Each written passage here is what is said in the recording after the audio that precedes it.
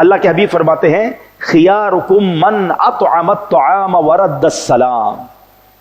آقا فرماتے ہیں تم سب میں بہتر وہ ہے جو کھانا کھلائے اور سلام کا جواب دے. ہاں یقیناً غریبوں مسکینوں کو کھلانا بڑا ثواب ہے، لیکن جو اپنے گھر والوں کو بھی کھلائے، دوستوں کو بھی کھلائے، بس کھانا کھلانا یہ شریعت کو بہت پسند ہے. اور اس کی فضیلت کیا ہے کہ بہترین لوگ فرمائے گئے.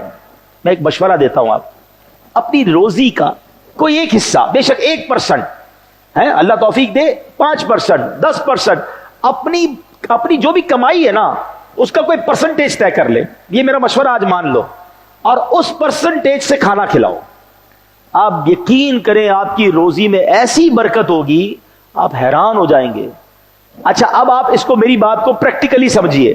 وہ لوگ جو کھانا کھلاتے ہیں، آپ ذرا ان کا سروے کر لیں. آپ کو کئی لوگ ملیں گے جن کا شوق ہے کھانا کھلانا، لنگر کر رہے ہوں گے، کھانا کھلا رہے ہوں گے. جن بھی لوگوں کی عادت ہے کھانا کھلانا، آپ سروے کر لیں، ان کا کاروبار، ان کی روزی، ان کا رزق بڑھتا ہی چلا جاتا ہے.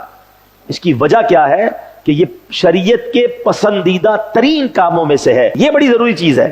کچھ لوگ کھانا کھلاتے ہیں ساتھ تصویریں بھی کھنچوانی ہیں، ماں بدولت کا لنگر چل رہا ہے، دنیا کو پتا چلے میں کتنا سخی ہوں. نہیں، میں جانوں میرا رب جانے. میرے ہاتھ سے کچھ کھانا لوگوں کے پیٹ میں چلا جائے، کچھ اناج لوگوں کو مل جائے، لوگ کھانا کھا لیں، اس کا شوق رکھو، کیونکہ یہ بہترین لوگ ہوتے ہیں جو لوگوں کو کھانا کھلاتے ہیں. ایک حدیث سنو، میرے آقا فرماتے ہیں جنت میں ایک ایسا بالا کھانا ہے جس کا باہر اندر سے، اندر کا باہر سے دکھائی دیتا ہے. ایسا کرسٹل محل ہے کہ اندر کا باہر سے، باہر کا اندر سے دکھائی دیتا ہے.